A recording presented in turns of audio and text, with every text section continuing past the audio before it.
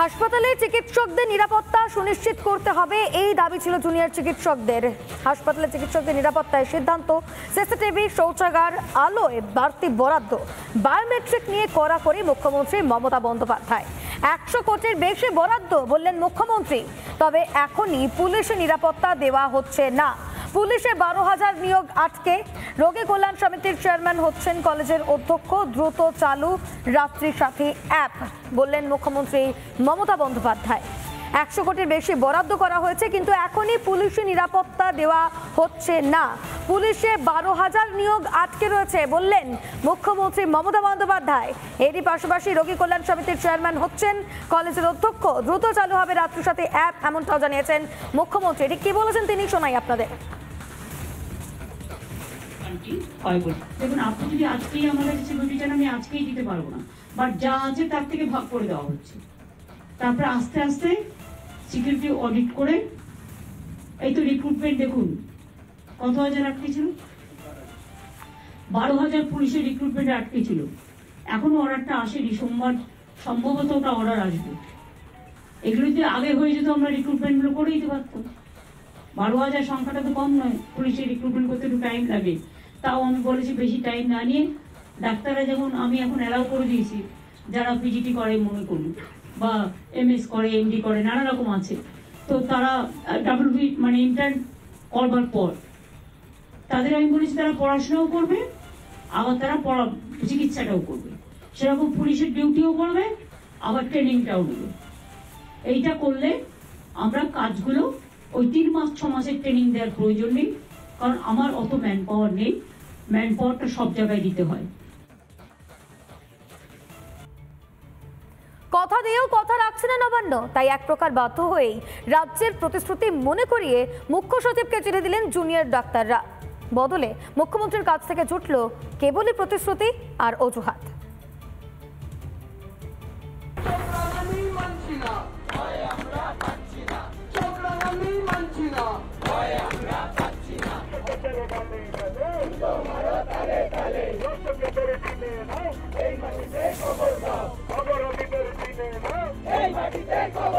দেখুন, আপনি যদি আজকেই আমাদের সিকিউরিটি চান, আমি আজকেই দিতে পারবো না, আমার অত ম্যান পাওয়ার নেই।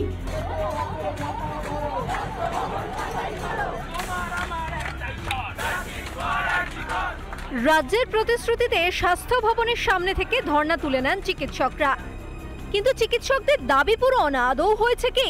প্রতিশ্রুতি মনে করিয়ে দিয়ে মুখ্য সচিবকে ফের চিঠি দিলেন জুনিয়র ডাক্তাররা। চিঠিতে চিকিৎসকরা জানিয়েছেন অনেক দাবি এখনো পূরণ হয়নি, দ্রুত পদক্ষেপের আর্জি করা হয়েছে সরকারকে। 7 দফা দাবির উল্লেখ রয়েছে চিঠিতে। থ্রেট কালচারের বিরুদ্ধে কেন্দ্রীয় অনুসন্ধান কমিটি, মেডিকেল কলেজগুলিতে ছাত্র ভোট, স্বাস্থ্যকর্মীদের বদলির ক্ষেত্রে স্বচ্ছতা, সিন্ডিকেটের বিরুদ্ধে দ্রুত পদক্ষেপ। এছাড়াও আরো কয়েকটি দাবির কথা বলা হয়েছে চিকিৎসকদের চিঠিতে। এদিকে সন্ধে নাগাদ স্বাস্থ্য সংক্রান্ত একটি বৈঠক করেন মুখ্যমন্ত্রী মমতা বন্দ্যোপাধ্যায়। বৈঠক শেষে স্বাস্থ্য ব্যবস্থায় সংশোধন নিয়ে একগুচ্ছ দাবি করেন মুখ্যমন্ত্রী। আমরা 100 কোটি টাকা যেটা দিয়েছি, ফর অ্যাডিশনাল ওয়াশরুম, জলের purify water, restroom, light, CCTV, আমি প্রিন্সিপালদের বলেছি পিডব্লিউডির হাতে না ছেড়ে নিজেরাই দায়িত্ব নিন। বারেবার যে সুপ্রিম কোর্টে বলা হচ্ছে, হ্যাঁ আমরা 14 দিন কি 7 দিনের মধ্যে আমরা এই ব্যবস্থাগুলো করে দেবো, সিসিটিভি ক্যামেরা লাগিয়ে দেবো, ওয়াশরুম করে দেবো, অ্যাকচুয়ালি না, যদি বাস্তবে আমরা আসি 40% তো হয়েছে কিনা ডাউট আছে। চিকিৎসকদের ভুরি ভুরি অভিযোগ নিয়ে অজুহাতও তৈরি ছিল মুখ্যমন্ত্রীর কাছে। দেখুন, আপনি যদি আজকেই আমাদের সিকিউরিটি চান, আমি আজকেই দিতে পারবো না, বাট যা আছে তার থেকে ভাগ করে দেওয়া হচ্ছে। 12,000 পুলিশের রিক্রুটমেন্টে আটকে ছিল। এখনো অর্ডারটা আসেনি, সোমবার সম্ভবত ওটা অর্ডার আসবে। যদি আগে হয়ে যেত আমরা রিক্রুটমেন্টগুলো করে দিতে পারতাম। 12,000 সংখ্যাটা তো কম নয়, পুলিশের রিক্রুটমেন্ট করতে একটু টাইম লাগে। 10 দিন স্বাস্থ্য ভবনের সামনে মাটি কামড়ে পড়েছিলেন চিকিৎসকরা। দীর্ঘ টানাপোড়েনের পর নবান্নের প্রতিশ্রুতির ওপর ভরসা রেখে ধর্ণা তোলেন তাঁরা। সরকারের প্রতিশ্রুতি যে আদতে ছলনা শামিল, সময়ের সঙ্গে সেটাই প্রমাণিত হচ্ছে ক্রমশ। রিপাবলিক বাংলা। আরজিকর কাণ্ডের প্রতিবাদে বামেদের কলকাতা চলো কর্মসূচি। পার্ক স্ট্রিট হাওড়া থেকে মিছিল এসে মিশল ধর্মতলায়। সমাবেশ মঞ্চ থেকে লড়াই জারি রাখার বার্তা দিলেন মীনাক্ষীরা।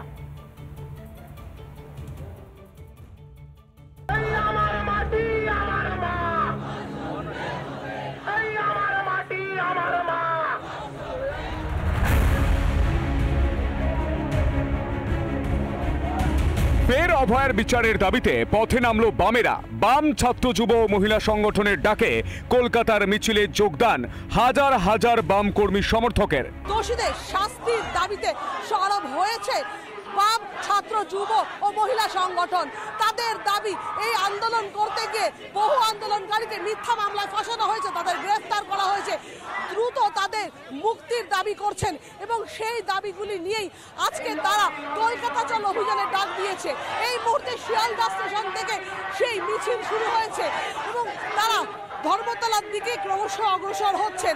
এই ঘটনার সাথে যারা যারা জড়িত তাদের প্রত্যেককে অবিলম্বে গ্রেপ্তার করে দৃষ্টান্তমূলক শাস্তি দেওয়ার দাবিতে প্রথম দিন থেকে আমরা রাস্তায় আছি, আমরা রাস্তায় থাকবো যতদিন পর্যন্ত সুবিচার না আসছে। প্রায় 50 দিন হতে চলল অভয়ার ধর্ষণ ও খুনের কিনারা হয়নি, তাই আরও একবার রাজপথ থেকে ন্যায় বিচারের জন্য আওয়াজ তুলল বাম ছাত্র যুবরা।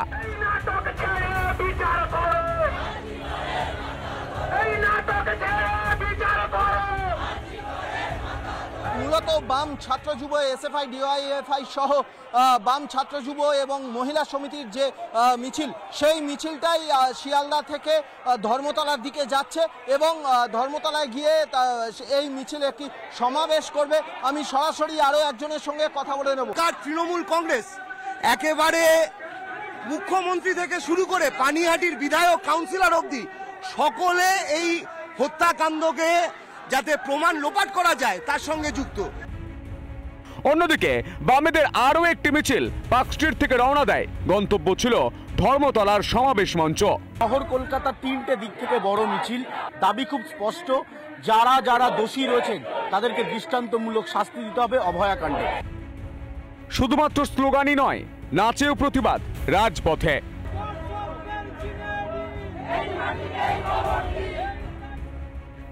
ধর্মতলার সভামঞ্চ থেকে বাংলার নারী নিরাপত্তা নিয়ে সরকারকে তীব্র আক্রমণ করেন মীনাক্ষী মুখার্জি।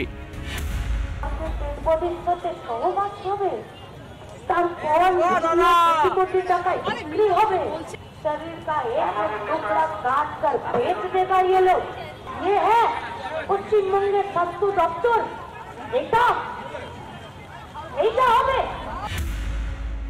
এদিকে আরজিকর কাণ্ডের প্রতিবাদে সিপিএম এর জোড়া মিছিলে অনুমতি দেয়নি পুলিশ, যার জেরে কলকাতা হাইকোর্টে দ্বারস্থ হয়েছে তারা। শুক্রবার সেই মামলা শুনবে আদালত। অভয়ার ন্যায় বিচারের দাবি ভুলে উৎসবে যেতে বলেছে শাসক। 31 বছর বয়সী তরুণী চিকিৎসকের যন্ত্রণা ভোলা এত সহজ নয়। রাজপথে ওঠা স্লোগান মনে করিয়ে দিচ্ছে দ্রোহকালের এই তো সবে শুরু। রিপাবলিক বাংলা। আমি 2 মাস ধর্মতলা চত্বরে জমায়েতে নিষেধাজ্ঞা। সিপির স্বাক্ষরিত বিজ্ঞপ্তিতে চ্যালেঞ্জ করে হাইকোর্টে মামলা। আরজিকর কাণ্ডের প্রতিবাদ ঠেকাতেই সমাবেশ বন্ধ করতে চাইছে পুলিশ। দুর্গাপুজোয় কি মানুষ রাস্তায় বেরোবে না? মণ্ডপে বসে গল্প করাও কি নিষিদ্ধ? প্রশ্ন মামলাকারীর। আমি অনুরোধ করব, পুজোতে ফিরে আসুন, উৎসবে ফিরে আসুন।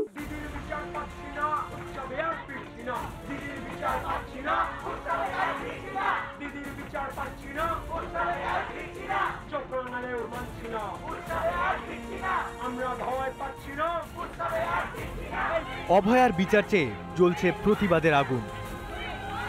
সুবিচার চাইতে এখনো রাজপথে প্রতিবাদের গর্জন। এই আবহে নতুন বিতর্ক পুলিশ কমিশনার মনোজ ভার্মার স্বাক্ষরিত একটি বিজ্ঞপ্তিকে কেন্দ্র করে।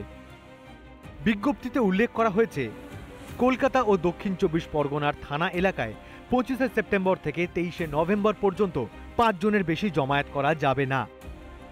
বউবাজার, হেয়ার স্ট্রিট থানা, ধর্মতলার কেসি দাস ক্রসিং থেকে ভিক্টোরিয়া হাউস পর্যন্ত 5 জনের বেশি জমায়েত করা যাবে না। হাতে লাঠি বা অস্ত্র থাকলে কড়া ব্যবস্থা। ন্যায় সংহিতার 163 ধারা মেনেই নির্দেশ। 25 সেপ্টেম্বর থেকে 23 নভেম্বর পর্যন্ত নির্দেশিকা বহাল থাকবে। এই সময় কোনো জনসভা করা যাবে না। এই বিজ্ঞপ্তির বিরুদ্ধে আদালতের দ্বারস্থ হয়েছে সিপিএম এবং জয়েন্ট ডক্টরস ফোরাম। জানেন যে সামনে পুজো, সারা রাস্তা জুড়ে প্রতিবাদ চলছে, সেই সময়ে একটা ব্ল্যাঙ্কেট 144-এর অর্ডার, ব্ল্যাঙ্কেট 144 আসলে মানুষের গণতান্ত্রিক অধিকারকে খর্ব করে নেওয়া হচ্ছে, যেটা শুরু থেকেই প্রচেষ্টা ছিল, বিভিন্ন ফর্মে ছিল, এখন আরও একবার দেখা যাবে। লোকবলকে ঢাল করলেন মুখ্যমন্ত্রী। আমার অত ম্যান পাওয়ার নেই, ম্যান পাওয়ারটা সব জায়গায় দিতে হয়, তার মধ্যে পুজো আসছে, শুনছি কেউ কেউ আবার কোর্টে চলে যাচ্ছে। সিপির বিজ্ঞপ্তির জেরে শুরু হয়েছে জোর রাজনৈতিক তরজা। বিক্ষোভ আটকাবার জন্য এই আইন, আর এরকম অদ্ভুত আইন করলেন 23শে নভেম্বর পর্যন্ত মানুষ মণ্ডপেও যাবে না। এটা হতে পারে নাকি? 5 জন মানুষ ধর্মতলা দিয়ে যেতে পারবেন না?